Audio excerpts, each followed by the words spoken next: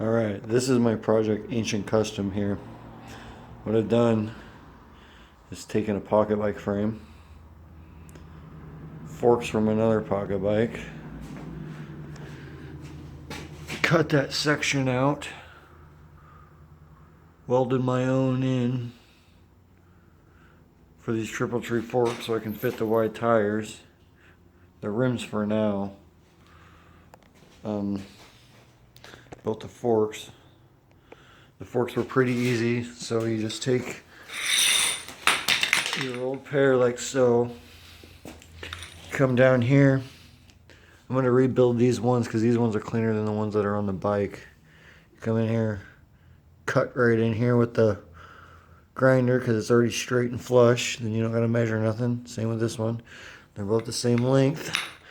Then you get you a piece of pipe that fits over it perfectly. Bring it over to the table. Stick it in there and weld it up.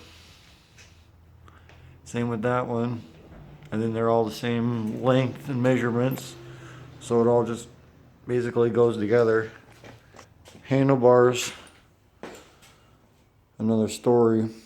I built these ones myself. It's 1, 2, 3, 4, 5, 6, 7 parts.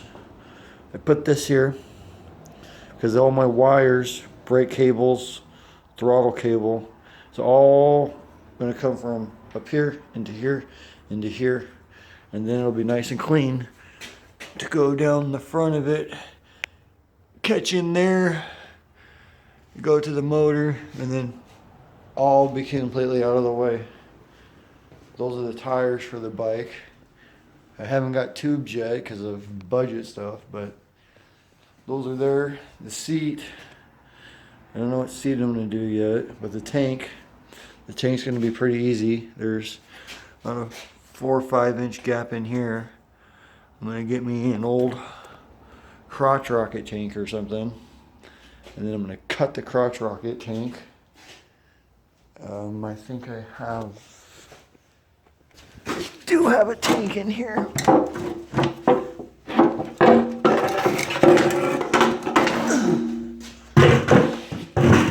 So what I'm going to do is get a tank.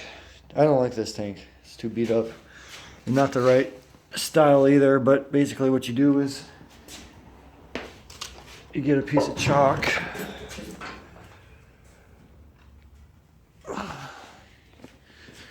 You come over here after you do some measurements, you know, let's say like it's 15 inches or something, and then you measure 15 inches, you know, with the tape to the thing, and then you just make your whatever design, you know, you want for the top part of it.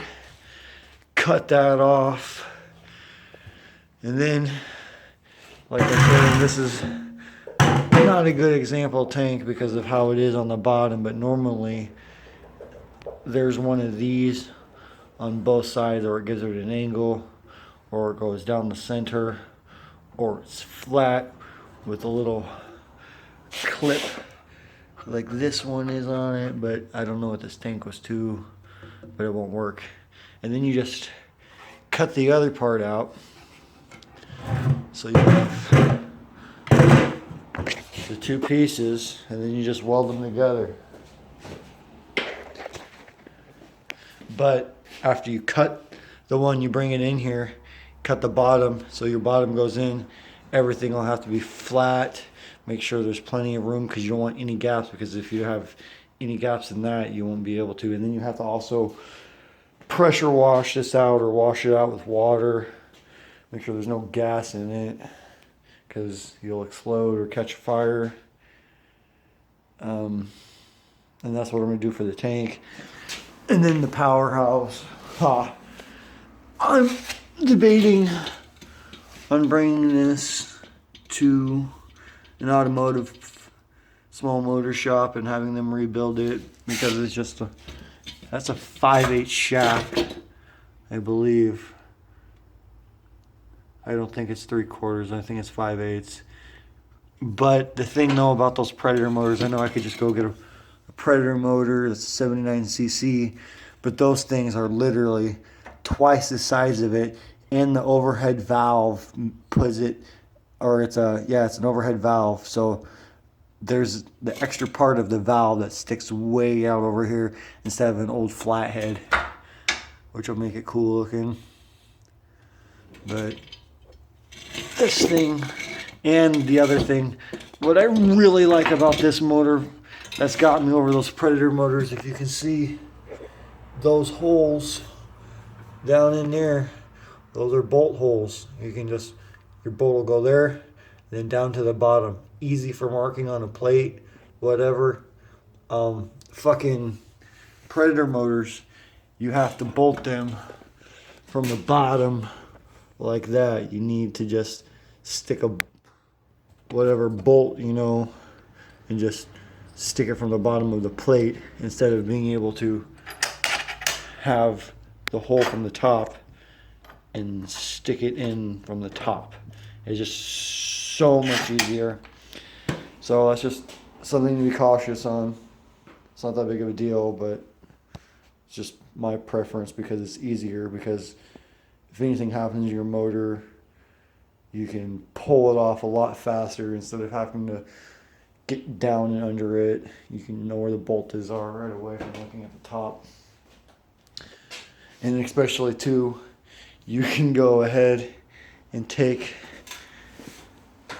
your nut or whatever. Let's see if I got one. This isn't a good example. Take one of these. This is perfect. Take one of these guys, big heavy grade, weld it to the bottom of your plate. So this is clearly the top of it, but just for reference, you'll do that. And after you came over here with your points, with your motor already laid down on this, and you already hit it with your where the bolt holes are going to go, drill the holes, and then take this guy, stick it to this on the other side, and weld it on there. And then you can just ratchet the bolt on it and not even have to worry about sticking another socket wrench under here, or a wrench, or whatever you're going to do. And then you can just probably add an extension to the cordless and hit it with the cordless and just be done with it if you ever got to take that off.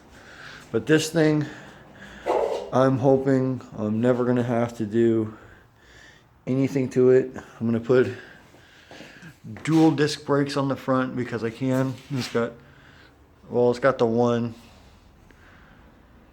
I can switch it though with this rear. This will be a pole start motor, so it's not going to be a pedaling bicycle. It's pretty sweet.